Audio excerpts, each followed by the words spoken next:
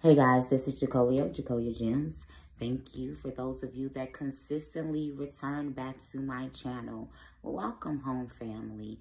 If you are here for the first time, I do hope that you happen to hear something that will persuade you to subscribe to my channel. Now, go ahead and do me a favor, like the video, comment down below, and share to your social media platforms. Today, I am going to talk about the etymology behind blackface. And it may go a little bit deeper than this because I didn't do like the full deep, but I did enough for right now. But if I do find more information on this topic, I am going to do more revealing on it. Now, I don't know if you guys have noticed, I have on my headscarf, which is normal for me, and my lip. This is my signature lip. This is my, if you ever see me with makeup on, 9 times out of 10, this what you're gonna get. This is it. This is it. However, when you begin to look at women, black women, what is Afro, Hispanic women, African American women, West African women, what's our quick go-to? A headscarf, not a bonnet, not that new stuff. A headscarf and a red lip. No foundation or nothing. This is what our grandmothers, our aunts, our mothers, this is what you would see. Oh, I got to get it together real quick. A tube of red lipstick, a headscarf, and some clip-on earrings if her ears were not pierced would be the order of the day.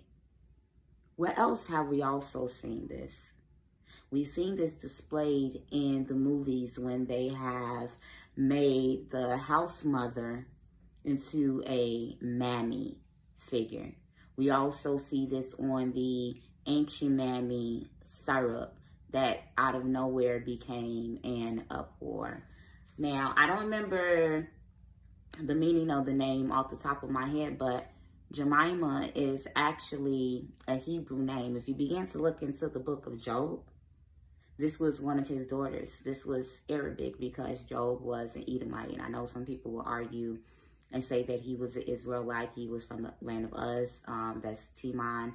That's where Edom was. It says that he was Edomite, and that still makes him Hebrew. So he followed the Hebraic customs of doing the altar, the sacrifice, because Yod-Heh-Wav-Heh is what y'all should know by now, the power of the Hebrews, the Assyrians, and the Egyptians.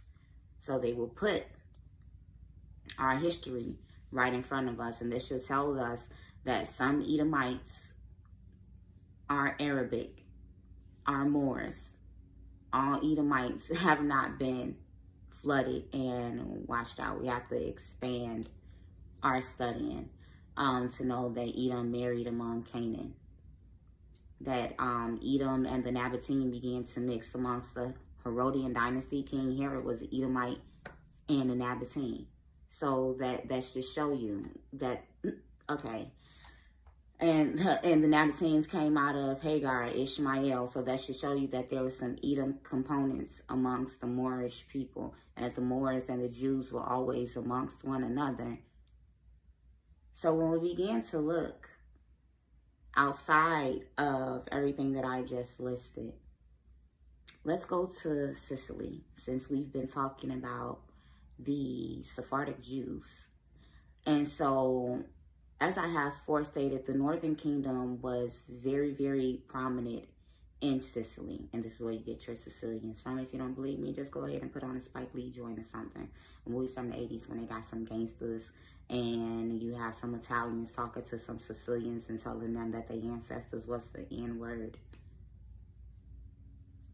When we began to, or go on TikTok, because the Sicilians on TikTok are telling you that they're Arabs, that they are Moles, they are Moors. When we began to look into Sicily at that time, it's a place called Palermo, Cantina, and Messina in Italy. And there are also blogs online where Italians talk about how the Arabs, the Africans, the Israelites brought pasta over into Italy. That was just a little Hebrew nugget for y'all real quick. So, this love story took place in the 1200s. And this love story was between a Sephardic Jew and a Sephardic Jew woman and a Sephardic Jew man. Or he could have been a Moor, an Arab, or she could have been a Moor or Arab. We don't know. Either one. We just know that these was the story about some Hebrews. And his family, his wife and his children, were still in Saudi Arabia during this time. And it's very important to know that King Normandy was in rule, but the Moors and the Jews had some religious freedoms, but the Jews will be persecuted every now and then. You know, they were really hot and cold with it. And when he went to Palmyra to visit her, they fell in love. They were doing whatever they were doing.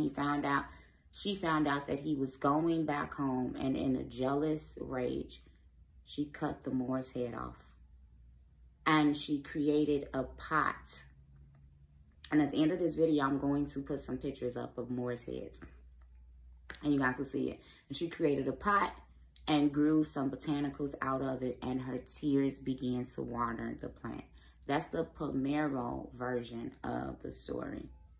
The Messianic versions of the story sounded more like Romeo and Juliet, where these people were so in love with each other, and then their people began to, I believe, go at war, and they didn't want to be separated. She found out that he died at war, and she unalived herself.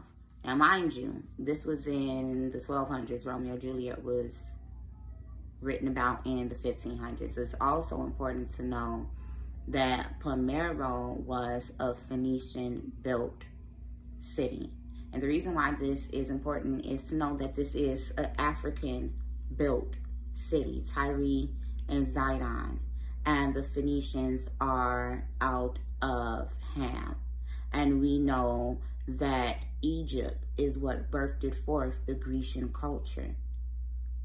So they will take the stories and rewrite them in their time, and then hide our history away from us. So when they are making these movies and they are having these white people put on black face and the red lips, and they're mocking us, or they're having us paint our face and put on white gloves and doing all this other stuff, they're flashing in front of you, letting you know this is a Moor's head. And we're putting it on display. Were you aware of the fact that Valentine's Day is rooted in the same thing as Champion, a Moorish saint?